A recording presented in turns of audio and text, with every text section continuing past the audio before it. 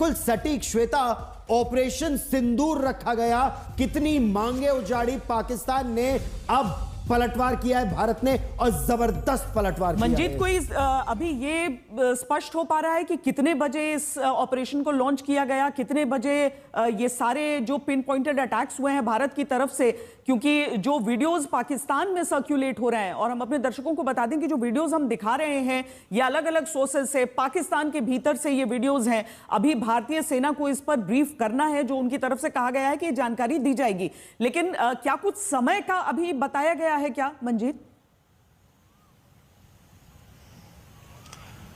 श्वेता, जो जानकारी मुझे मिल पा रही है उसके मुताबिक ये मिडनाइट 12 बजे के बाद का ऑपरेशन है, और ये भी जानकारी है कि भारतीय सेना ने सरहद को क्रॉस नहीं किया है, यानी कि ये पूरी तरह से एक एयर ऑपरेशन है। भारतीय सेना ने अपने जो एयर एसेट है उनका इस्तेमाल किया है, मिसाइल का इस्तेमाल करके अलग अलग जगहों को टारगेट किया है।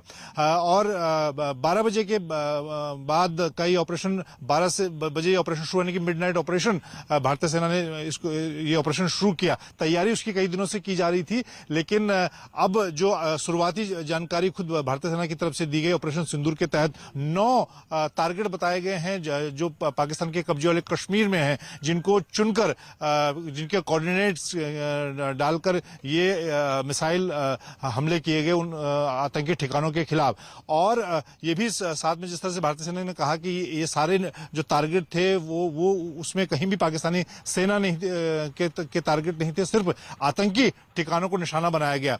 लेकिन न सिर्फ पाकिस्तान के कब्जे वाले कश्मीर, बल्कि पाकिस्तान के अंदर, जैसे हम बात कर रहे हैं बहावलपुर, और अभी मुझे लगता है कि थोड़ी देर बाद और भी जानकारी सामने आएगी कि किस तरह से किन आतंकी, खासतौर से जो बड़े आतंकी सरगना हैं, उनको किस तरह से भारतीय सेना ने टारगेट करके निशाना बनाने की कोशिश की है और उनको कितना नुकसान हुआ है इस पूरे हमले में। तो ये ऑपरेशन पूरी तरह से एक तरह से एयर स्ट्राइक के तौर पर अभी तक सामने आ रहा है। एक और बड़ी खबर इस समय जो आ रही है कि पाकिस्तान के जो प्रधानमंत्री हैं शहबाज शरीफ, देखिए पाकिस्तान की सेना कह रही है कि 3 जगह हमला किया गया है, यानी बहावलपुर, कोटली और मुजफ्फराबाद। बहावलपुर पाकिस्तान का दक्षिणी पंजाब, कोटली और मुजफ्फराबाद पाक अधिकृत कश्मीर। लेकिन पाकिस्तान के प्रधानमंत्री का कहना है कि 5 जगह स्ट्राइक किया गया है, और यह दिखाता है कि पाकिस्तान अभी भी सच्चाई छिपा रहा है। और अशरफ, सच्चाई तो धीरे धीरे अब निकलकर सामने आएगी। पाकिस्तान की वायुसेना के सारे विमान इस समय एयरबोर्न है। खतरा पलटवार का है, जहां पर आर्टिलरी स्ट्राइक्स तो दक्षिण, पीर पंजाल के दक्षिण में शुरू भी हो गई हैं। अशरफ, बिल्कुल गौरव, हमारे पास ये सूत्रों से खबर थी कि आज रात में ही कुछ बड़ा होने वाला है, और वो अब साबित हो गया है। दरअसल जो कल दिन भर पूरे देश में आज के लिए जो है तारीख तय की गई थी मॉक ड्रिल्स की, वो पाकिस्तान का ध्यान हटाने के लिए निश्चित तौर पर जानबूझकर किया गया था, ताकि पाकिस्तान को ये ध्यान न रहे कि किस तरह से और कब उसको चोट पहुंचाई जाएगी। कई सारे कदम लिए गए थे इस बात को लेकर और इस ऑपरेशन को लेकर, और पिछले 14 दिन से इसी ऑपरेशन की, बड़े ऑपरेशन की तैयारी चल रही है।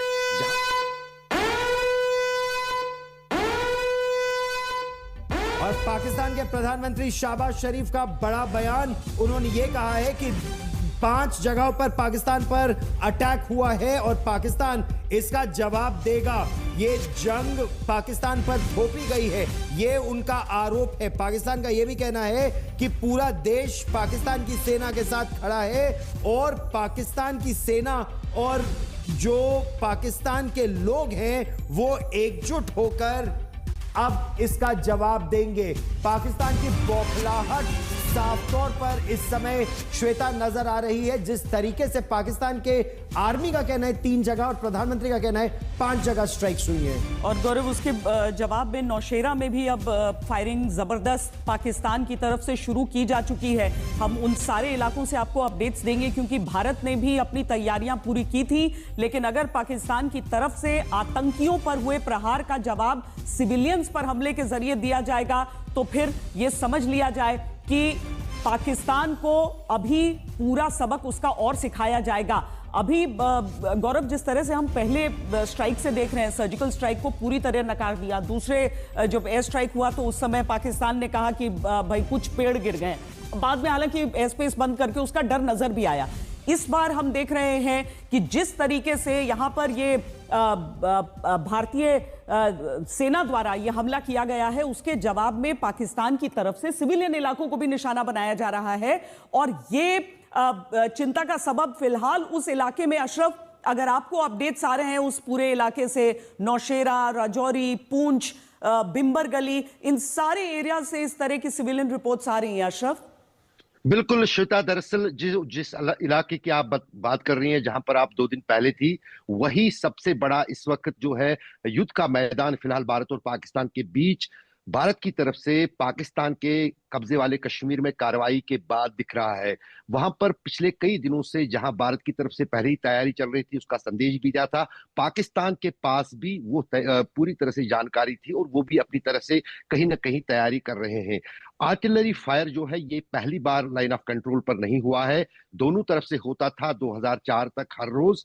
और जो गन्स है, आर्टिलरी गन्स, लेकिन उसमें जो है भारत के गन्स जो हैं कुछ ज्यादा पावरफुल है, यहां तक कि बोफोर्स जो गन है उनका भी इस्तेमाल इस जवाबी कार्रवाई में भारत की तरफ से किया जा रहा है। जब पाकिस्तान ने सीज फायर पिछले 10 दिन से तोड़ा था, लेकिन छोटे छोटे आर्म्स से ये जो है फायरिंग हो रही थी, लेकिन अब आर्टिलरी शेलिंग की खबरें हमारे पास आ रही हैं। लेकिन हमारे पास महत्वपूर्ण जानकारी ये है कि भागलपुर में क्या चीज निशाना बनाया गया है। लश्कर की तरफ से वहां पर एक ट्रेनिंग कैंप चलाया जा रहा था, वो मदरसे के तौर पर, जिस तरह से बालाकोट में जैश का मदरसा था, ये लश्कर तैयबा का मदरसा था, जहां पर कई सारे लश्कर के जो आतंकी थे मौजूद थे। उनको जो बड़े सरगना है उनको दाएं बाएं रखा गया था, लेकिन यहाँ पर उनकी जो मेन ट्रेनिंग मशीन है या फैक्ट्री हम कहें, उसको निशाना बनाया गया है।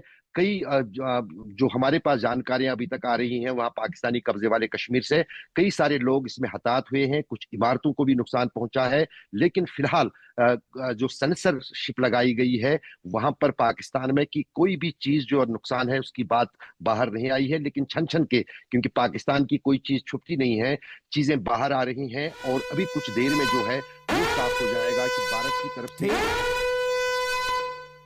एक और बड़ी खबर इस समय हम अपने दर्शकों को बता दें, राष्ट्रीय सुरक्षा सलाहकार अजीत डोभाल ने अमेरिका के राष्ट्रीय सुरक्षा सलाहकार माइक वॉल्ट्ज से बात की है। अमेरिकी